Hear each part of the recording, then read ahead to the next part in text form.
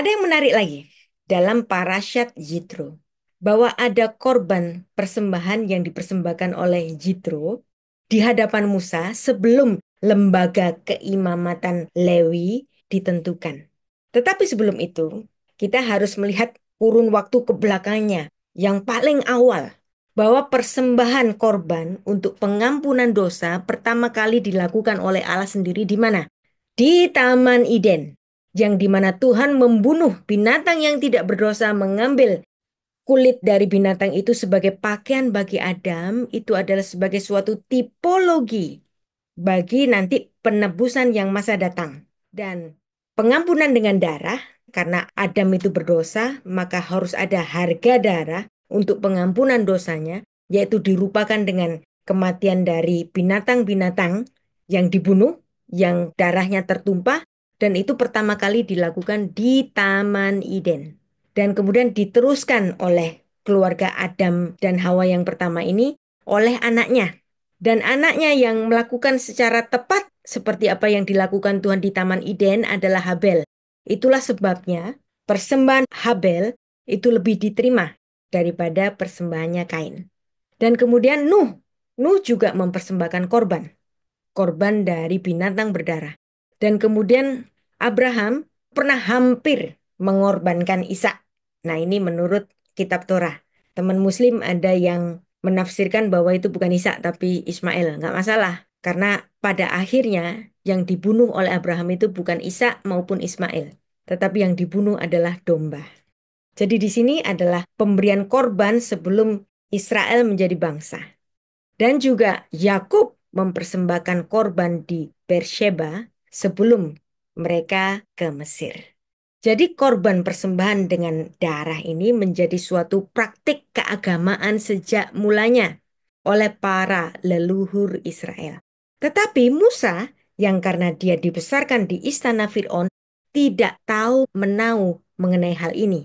Maka dia harus dimuridkan oleh seorang imam keturunan Abraham yaitu Yitro, yang dimana Yitro ini adalah garis kebangsaan yang diturunkan oleh Keturah. Dan kemudian ada korban pertama yang dipersembahkan oleh orang-orang Israel, yang dimana darahnya itu nanti dilaburkan di rumah-rumahnya orang Israel di Mesir. Sehingga ketika malaikat maut itu mengelilingi kota-kota di Mesir itu, maka pintu yang ada tanda darahnya, anak-anak sulung laki-laki di situ tidak meninggal. Ini juga adalah korban pertama bangsa Israel, tetapi bangsa Israel belum punya sistem keimamatan. Dan ini ada di dalam satu peristiwa, yaitu tulah terakhir, tulah ke-10 yang disebut dengan bahasa Ibrani, tulah kematian anak sulung, yaitu Makat Bechor. Sekarang, kita akan belajar mengenai pengaruh Yitro pada keimamatan Israel, yaitu korban. Ini menarik. Israel baru masuk ke padang gurun, dikunjungi oleh mertuanya yang bukan orang Israel, yang adalah orang Midian. Keluaran 18 ayat 12. Dan Yitro, mertua Musa, mempersembahkan korban bakaran dan beberapa korban sembelihan bagi Allah. Lalu Harun, perhatikan Harun, Harun ini nanti yang dipilih oleh Tuhan sebagai imam besar kan? Dan semua tua-tua Israel datang untuk makan bersama-sama dengan mertua Musa di hadapan Allah. Berarti ritual persembahan korban saat itu siapa yang memimpin? Wow, wow. Bukan orang Israel, tapi orang Midian. Keturunan dari Ketura yang adalah Hagar. Berarti di sini Yitro menjadi imam pertama dalam persembahan korban di hadapan para pemimpin Israel. Saya mau tanya orang-orang Kristen yang benci sama Hagar. Anda lihat di sini. Yitro diberikan kemuliaan oleh Tuhan untuk memimpin suatu ritual pemberian korban. Nanti ada yang ngomong lagi nih, wah Bu Rita terlalu liberal. Ini bukan soal liberal atau tidak, tetapi soal membaca Alkitab secara jujur lurus apa adanya. Bahwa iman warisan Abraham tidak eksklusif pada Israel saja. Bahkan Musa berguru kepadanya. Dan korban dalam keimamatan resmi bangsa Israel itu baru nanti di Keluaran pasal 24. Tapi perhatikan di Keluaran pasal 18 di sini Yitro sudah memimpin pemberian korban di hadapan Allah dan di hadapan para tua-tua Israel. Dan ketika korban dalam keimamatan resmi bangsa Israel di Keluaran pasal 24 itu terjadi setelah kunjungan Jitro Imam Midian setelah dia pulang ke negerinya sendiri. Dan korban di kemah suci itu baru nanti juga dituliskan dalam Imamat pasal 9 ayat 1 sampai 24 dan ini adalah korban pertama di sistem keimaman secara resmi.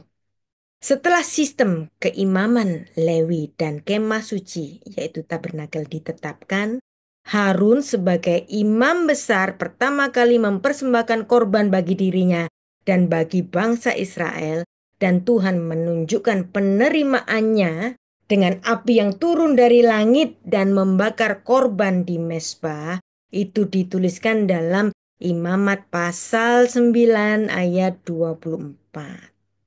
Kira-kira tata caranya, mungkin enggak sih Harun itu melihat apa yang dilakukan oleh Yitro? Sangat mungkin.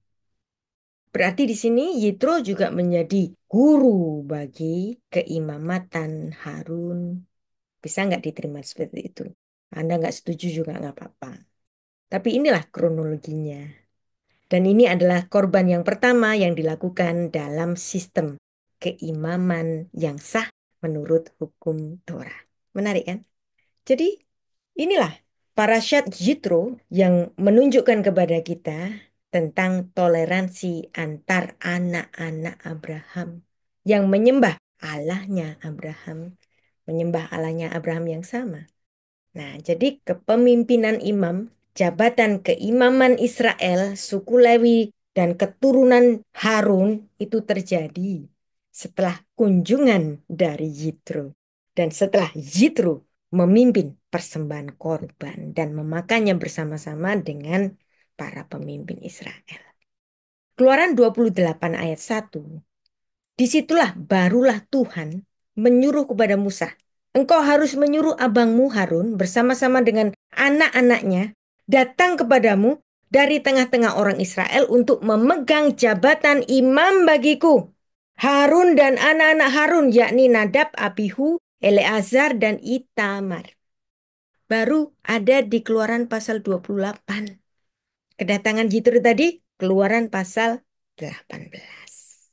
Apa sih fungsi dari imam? Keimaman sebagai perantara Allah dan manusia. Dan keimaman ini menunjukkan kekudusan dan tanggung jawab imam dipilih berdasarkan garis keturunan, tetapi juga harus menjalani kehidupan yang sangat suci. Kemudian keimaman ini berubah setelah penghancuran bait Allah. Karena sudah nggak ada lagi Lewinya yang mana ya. Karena orang-orang Israel sudah berdiaspora kemana-mana. Tetapi garis keimaman ini tetap dihormati dalam tradisi Yahudi meskipun fungsinya sudah berubah seiring perubahan-perubahan karena ketiadaan bait Allah di Yerusalem.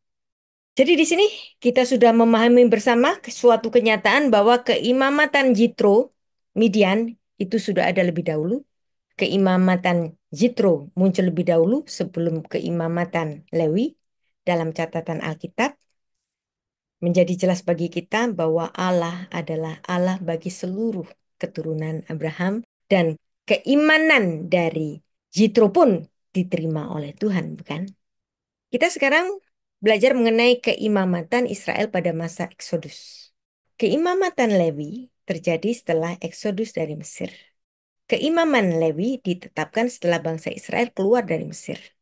Dan Allah khusus memilih suku Lewi untuk melayani di kemah suci, Miskan, dan di bait suci nanti setelah dibangun oleh Salomo. Dan di sini keimaman Lewi ini eksklusif untuk Israel saja.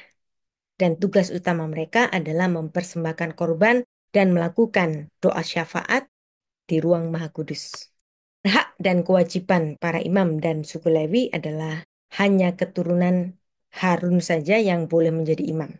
Dan yang bertugas untuk segala peralatan di kemah suci maupun bait Allah adalah orang-orang Lewi.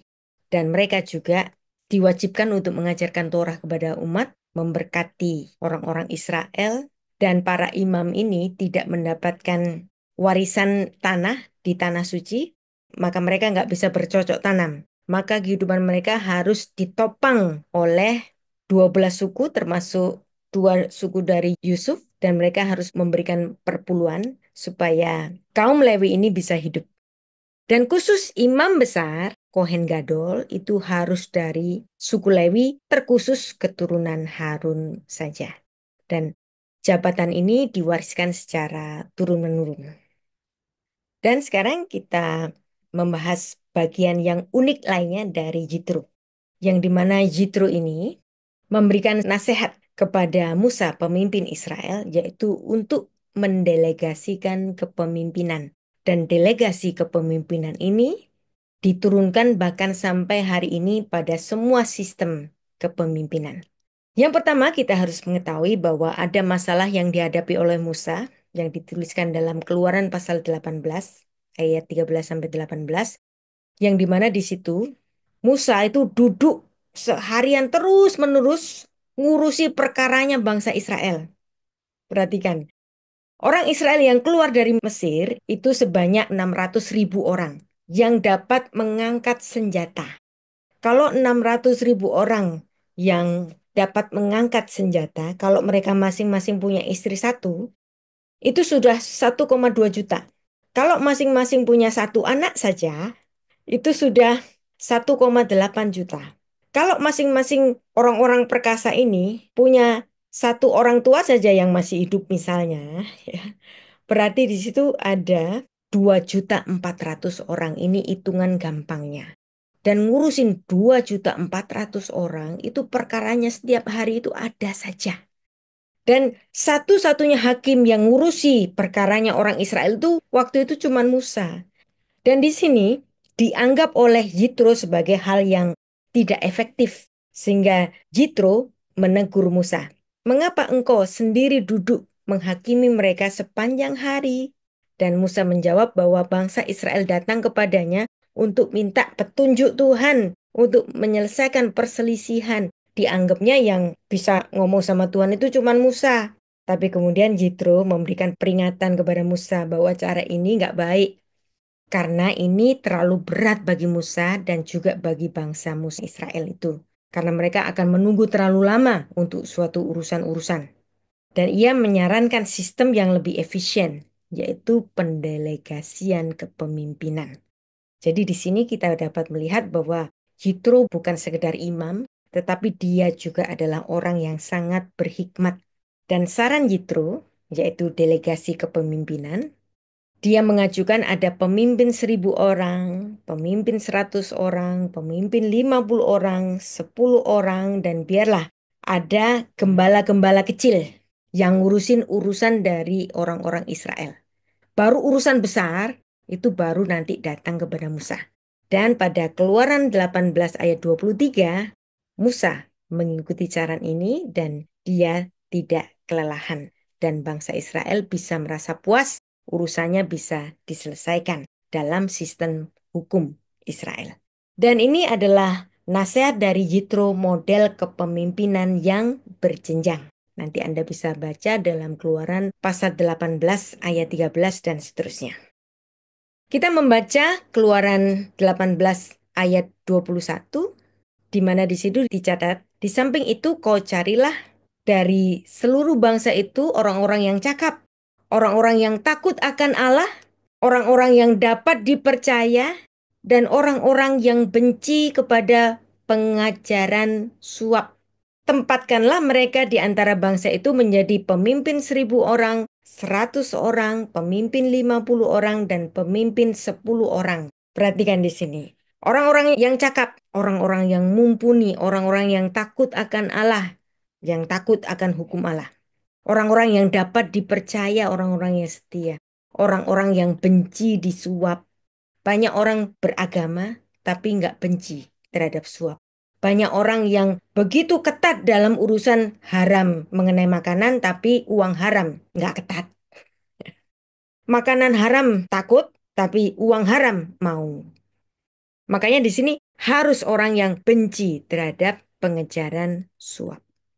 Dan di sini orang-orang yang cakap, orang-orang yang mumpuni, dan orang-orang yang punya kemampuan prestasi kualifikasi, dan bukan soal kekayaannya saja, tetapi juga latar belakang sosialnya yang dapat dipercaya. Dan ini adalah prinsip meritokrasi. Jadi prinsip meritokrasi ada di dalam nasihatnya Yitro yang dicatat di dalam Keluaran pasal 18 ayat 21. Orang-orang yang cakap. Jadi bukan gara-gara deket, bukan gara-gara KKN, tetapi sungguh-sungguh orang yang cakap, berarti di sini ada sistem meritokrasi yang menghargai pekerjaan keras dan menjamin transparansi, bisa dipercaya. Yang kedua, orang-orang yang takut akan Allah. Makna takut di sini adalah hormat kepada Tuhan, taat kepada Tuhan. Yang ketiga, orang-orang yang dapat dipercaya. Kalau kemarin ngomong begini, besoknya juga melakukan apa yang diomongkannya kemarin. Bukan isuk deli suri tempe. Ya. Dan janji-janjinya dilaksanakan. Ini nggak sama dengan janji-janjinya caleg atau janji-janjinya pemimpin pilkada atau pilpres ya. Pilpres ngomong apa, setelahnya ngomong apa. Waktu pilkada ngomong apa, setelah dipilih menjadi gubernur dan wali kota, ngomong apa, beda-beda terus. Dan yang keempat, orang-orang yang benci pada penyelenggaraan suap sonefatsa. Orang-orang yang benci pada suap, ternyata orang yang suka suap itu bukan cuma hari ini, tetapi dulu ya, Anda tahu kejadian orang Israel keluar dari Mesir itu sekitar 3.500 tahun yang lalu. Berarti 3.500 tahun yang lalu itu orang itu sudah suka yang namanya suap dalam urusan hukum. Keluaran 23 ayat 8 menuliskan, suap janganlah kau terima sebab suap membuat buta mata orang-orang yang melihat dan memutarbalikan perkara orang-orang yang benar. Veshochat lotihah ki hashochat je'afer pichechim visalev divrei sadikim. Jadi di sini soal suap itu sudah 3.500 tahun yang lalu dicatat di dalam kitab Torah. Bukan hal yang baru. Kalau orang-orang pemimpin negara ini bagi-bagi bansos supaya dipilih, itu kan menyuap rakyat. Orang-orang demikian juga suka suap. Dan inilah yang membuat ongkos pemilu itu mahal. Kenapa? Karena pakai bansos, pakai suap. Berapa suap sekarang? Berapa bansos sekarang? Atau uang serangan fajar, 50.000, 100.000, murah banget ya. Murah banget. Itu murah banget loh. Dan itu membuat keluhan banyak pemimpin di Indonesia ini, entah dia pemimpin daerah maupun pemimpin pusat, itu semuanya mengeluh ongkos pemilu yang mahal. Padahal mereka sendiri yang bikin pemilu ini mahal karena mereka membudayakan menyuap rakyat. Biar aja rakyat miskin diternak menjadi miskin nanti dikasih bansos. Kalau rakyatnya sudah kaya, nggak mau bansos kan? Makanya udah dibikin aja miskin terus supaya nanti bansosnya laku, nanti pilkada dan pilpresnya menang. Dan itu dilakukan. Dan kita semua tahu itu kan? Dan itulah yang terjadi. Mereka mengeluhkan ongkos pemilu yang mahal. Berapa sekarang uang untuk serangan fajar? 50.000, 100.000, 200.000. Bahkan kepala mereka, kepala para rakyat ini dihargai murah oleh pemimpin bangsa ini yang terpilih. Entah dia presiden, entah dia gubernur, entah dia wali kota. Mereka semua menghargai murah rakyatnya dengan menghargai 100.000, 50.000 murah banget. Anda kalau beli di sini ada sup kepala kambing utuh.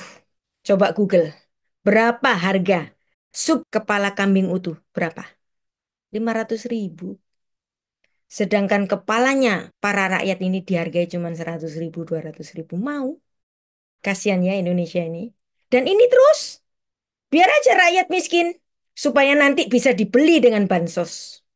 Dan itulah kekotoran di Indonesia ini. Yang suap itu dicintai. Baik oleh pejabat kecil maupun pejabat besar. Dari daerah sampai ke pusat. Dan inilah Karena Yitro adalah seorang yang berhikmat, nasihat hikmatnya diterima oleh Musa. Dan pelaksanaan dan hasilnya ada. Musa kemudian merealisasikan nasihat Yitro. Musa dengan rendah hati menerima nasihat. Dia memenuhi syarat orang bijak, yaitu Yitro. Berilah orang bijak nasihat, maka dia akan lebih bijak. Musa adalah orang yang dikenal lembut hatinya. Dia mendapatkan guru yang baik, yaitu Yitro, maka dia menjadi lebih bijak. Tetapi orang yang mau menerima nasihat adalah orang yang bijaksana. Amsal 12 ayat 15. Terimalah nasihat supaya engkau menjadi bijaksana sepanjang sisa hidupmu. Begitu pula kita. Kita hari ini, malam ini belajar tentang hikmat. Baiklah kita belajar tentang hikmat supaya kita dapat menjadi pemimpin, dapat menjadi orang yang berguna, dan dengan pemikiran kita, kita dapat empowering saudara-saudara kita untuk menjadi lebih berguna. Dan dicatat di dalam Bilangan 12 ayat 3. Ya, tadi sudah ada buktinya. Dicatat pula dalam Bilangan 12 ayat 3. Adapun Musa adalah seorang yang sangat lembut hatinya, lebih dari setiap manusia yang di atas bumi ini. Siapakah kita? Apapun kita perlu diberikan hikmat, kita perlu diajar, kita perlu dididik, ya. Nggak mungkin kita pintar-pintar sendiri. Kita perlu mentor. Musa punya mentor. Musa nggak ujuk-ujuk datang sebagai orang berhikmat kan?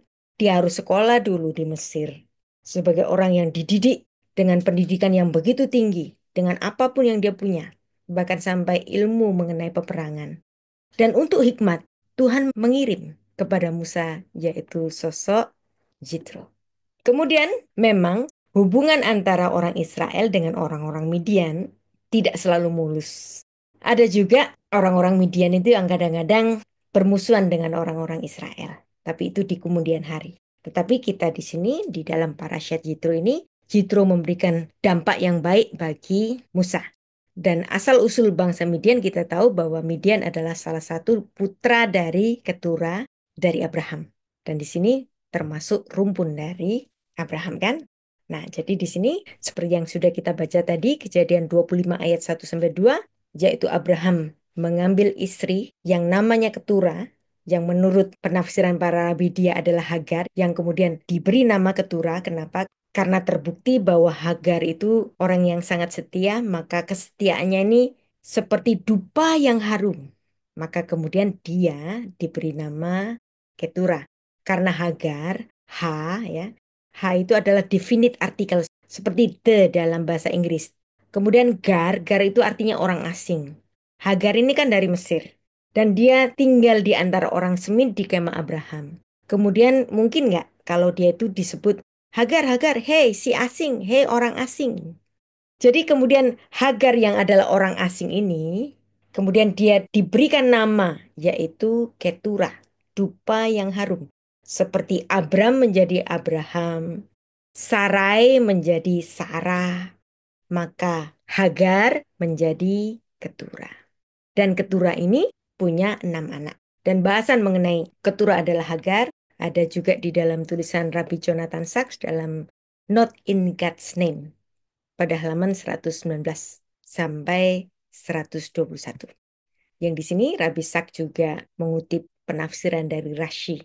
Ada juga bahasan mengenai Hagar adalah Ketura adalah Hagar. Di dalam laman sarapan pagi, Anda nanti bisa kunjungin di laman sarapan pagi atau menggoogle-nya ya.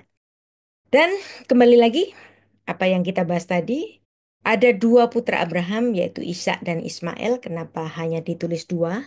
Karena Ishak dan Ismail adalah putra ketika Sarah masih hidup dan Hagar adalah hamba dari Sarah. Maka putra dari hamba itu menjadi putra dari sinyonya. Maka anak-anak Abraham dari permaisurinya adalah Ishak dan Ismail. Sehingga Ketura yang kemudian tampaknya tidak menggantikan posisi Sarah sebagai permaisuri, maka keturunan dari Ketura dituliskan dengan bahasan yang berbeda. Jadi nanti Anda bisa ikuti bahasan saya mengenai Ismail, keledai merdeka. Ya.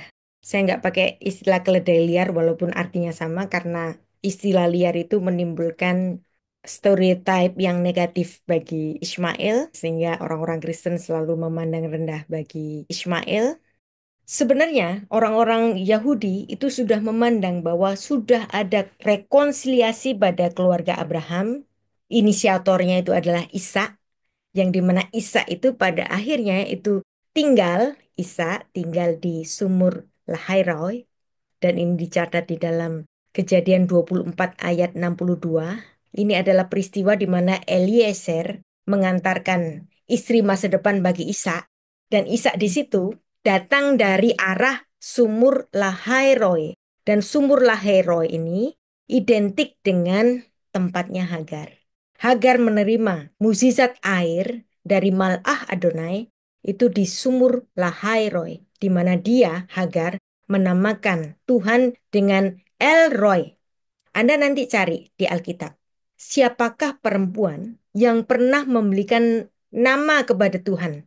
Satu-satunya perempuan yang memberikan nama kepada Tuhan itu Hagar. Kalau laki-laki banyak. Abraham memberikan nama kepada Tuhan Adonai Yireh, atau bahasa Inggrisnya Jehovah Jireh. Daud memberikan nama kepada Tuhan Adonai Roy, Tuhan Gembalaku. Dan ada banyak sekali tokoh-tokoh laki-laki yang memberikan nama kepada Tuhan. Tetapi hanya satu tokoh perempuan yang dicatat di kitab Torah memberikan nama kepada Tuhan, dia adalah Hagar. Kalau Hagar diperkenankan untuk melihat Allah, karena Allah melihat kepadaku, El Roy, maka sebenarnya Hagar ini memiliki kualitas nabiah. Jadi Hagar bukan sosok sembarangan di Alkitab. Hagar adalah sosok yang sangat penting. Dan setiap nama-nama perempuan yang ada di Alkitab adalah sosok penting. Alkitab kita itu kan ditulis dalam budaya patriarki, yang selalu menulis tokoh-tokoh laki-laki. Tetapi kalau sampai Alkitab menulis nama-nama perempuan, berarti nama itu sangat penting. Termasuk Hagar. Hagar itu tokoh penting, bahkan dia memiliki kualitas nabiah. Dan Ishak mengasihi Ismail. Kenapa kok kita dapat menyimpulkan demikian? Karena Anda lihat di sini Kejadian 24 ayat 62. Ishak datang dari arah Lahairoi dan Ishak tinggal di Lahairoi. Berarti Lahairoi ini adalah tempat rekonsiliasi. Berarti yang datang kepada Ismail adalah Ishak. Dan setelah Ishak dipersembahkan di Gunung Moria, Ishak itu nggak tinggal di Beersheba bersama bapaknya yaitu Abraham. Enggak. Ishak dicatat kemudian tinggal di sumur Lahairoi. Dan ketika Sarah mati, barulah kemudian dicatat Abraham mengambil istri lagi, yaitu Keturah. Tapi Keturahnya nggak ditulis apa latar belakangnya, orang apa, enggak.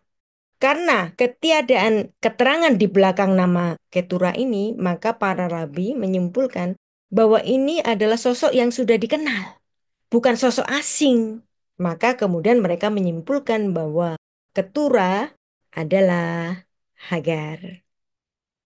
Jadi Israel sebenarnya juga nggak bermasalah dengan Ismail. Dan nanti juga di sejarah Israel setelahnya, Israel tidak pernah bermusuhan dengan Ismail. Kalaupun di kemudian hari teman Muslim mengklaim bahwa agamanya dari rumpun Ismail, mereka punya alasan untuk itu, mereka punya dasar untuk itu, dan dasar itu bisa diterima kalau kita nanti melihat struktur tabel bangsa-bangsa.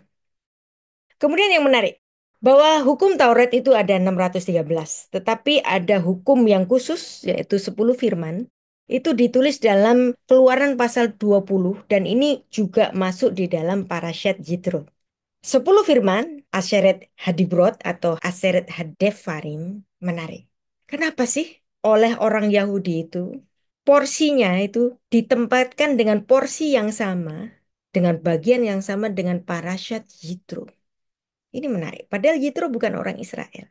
Berarti di sini Yitro diakui memiliki andil besar dalam pemikiran Musa untuk menyusun hukum-hukum sipil bagi orang-orang Israel, kan?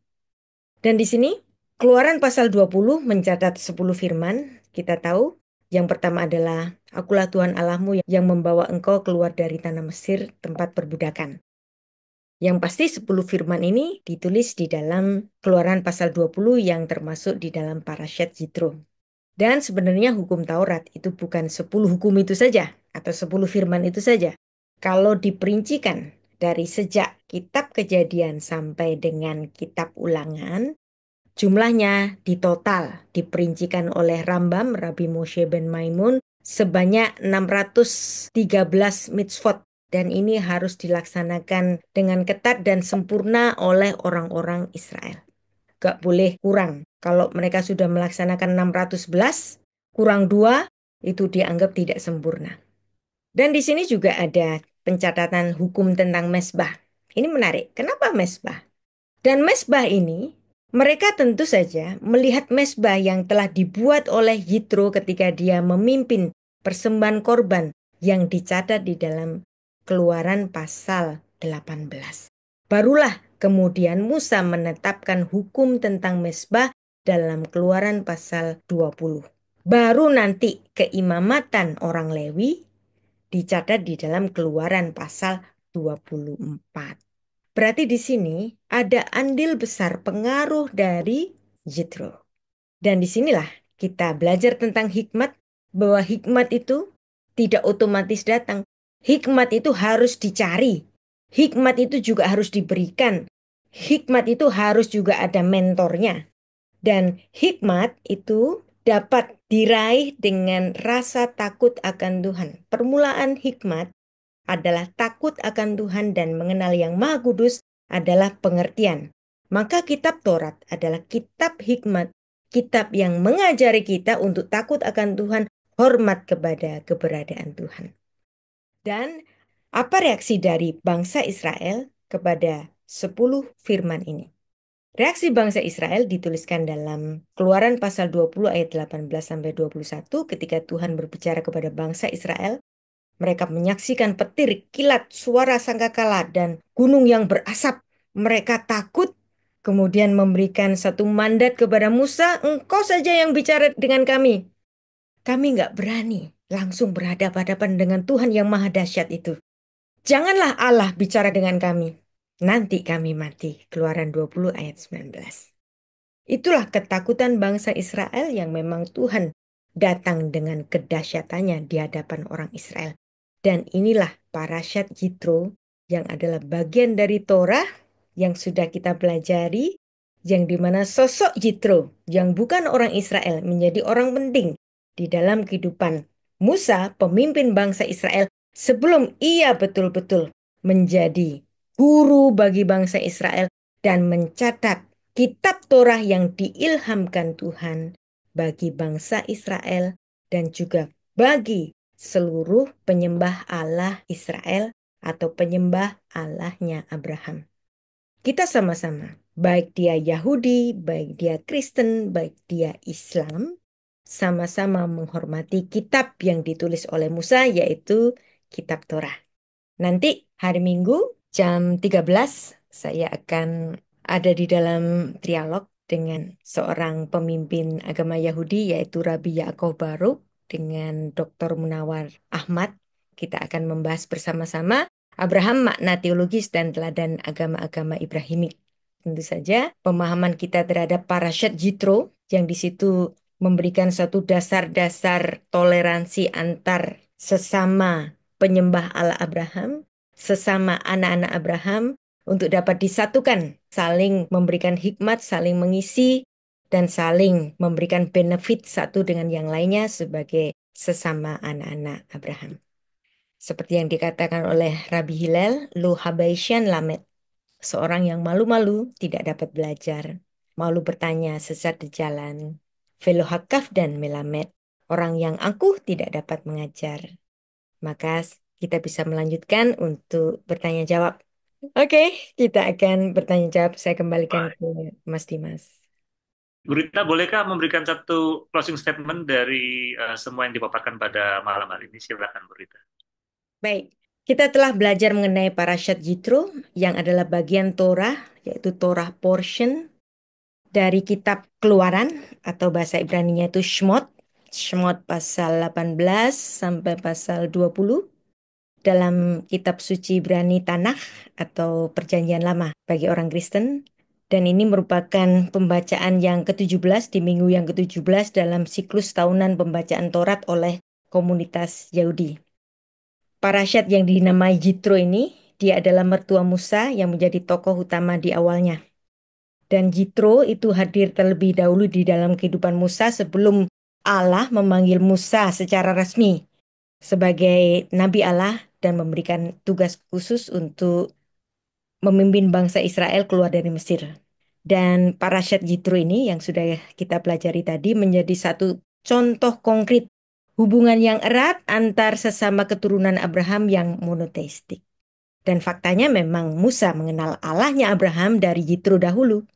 Dan kisah Yitro ini kiranya menjadi bukti bahwa Allah juga mencintai seluruh bangsa-bangsa keturunan dari Abraham dan bukan hanya dari garis Ismail dan Ishak saja, dan juga pada putra-putra Abraham yang lain, dan Jitro menjadi simbol toleransi antar sesama agama Ibrahimik.